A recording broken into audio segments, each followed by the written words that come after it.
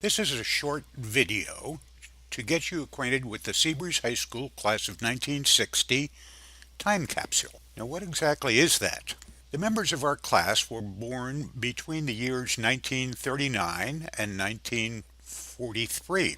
And what I've done is I've taken a look at each of your birth dates and I've tried to document events of significance that occurred on or around your birth date. Generally, these fall into three different categories. The first category are people of note who died on your birth date. These are people who shaped your past. The second category is people who were born on your birth date, people who shaped your future. The last category are significant events that may have occurred on or around your birth date. Now, for those of us who have stuck together over the years, each of us has a page in this slideshow. And on this page, we list the other significant events that occurred on that date. That's what the time capsule is. Also, where space permits, I've included what was found on the newsstands on your date of birth. Magazines, newspaper articles, and the like. Now, there's quite a bit of material in this PowerPoint, and it's doubtful that you're going to get through it in one sitting. For that reason, I've included a menu that you can stop the PowerPoint at some point and then pick it up again at some later time by entering the PowerPoint at the place where you left off. I'm going to pick a random date, January 1943. I'll enter the PowerPoint there. This is the page for Roger, who was born on New Year's Day, 1943.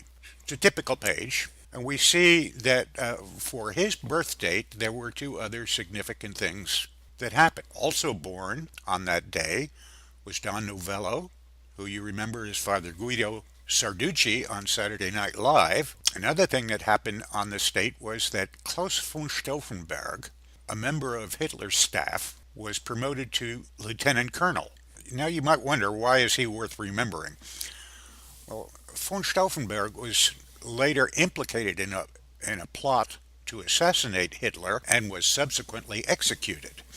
Now, for both of these people, Novello and von Stauffenberg, I've included links that you can follow if you want to. You don't have to, but the links are there if you want to follow them.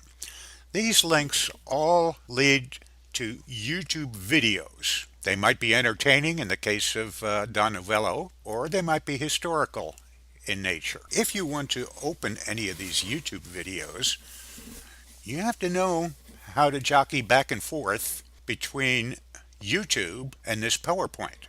I'm going to illustrate that now just by opening up a few of these links. I'll open up the Sarducci link now by placing my mouse over the link and single left clicking it. That opens up my browser and automatically starts the video. If you want to watch the video in full screen, just left click the little full screen icon down at the lower right hand corner of the YouTube screen. To return to normal screen mode, simply press the escape as I've done here. Now I'm going to go to the end of this video to show you how to get back to the PowerPoint when you're finished.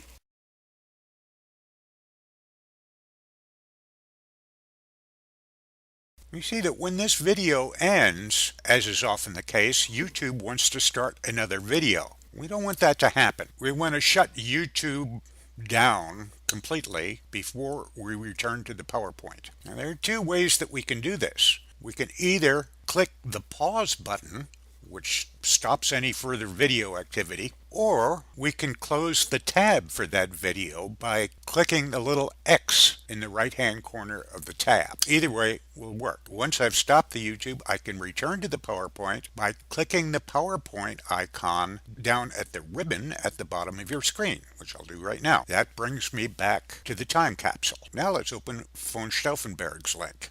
I'll single left click the link.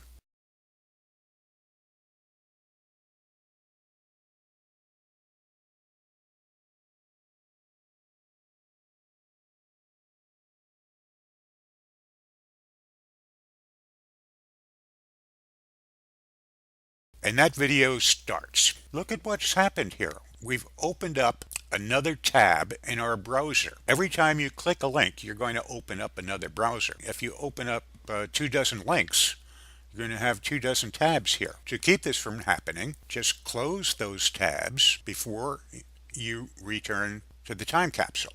I'm going to open the von Stauffenberg link again, but this time I'm going to do something wrong. Instead of single clicking it, I'm going to double click it. This is a mistake that you can make. I just wanted to show you what happens when you do this.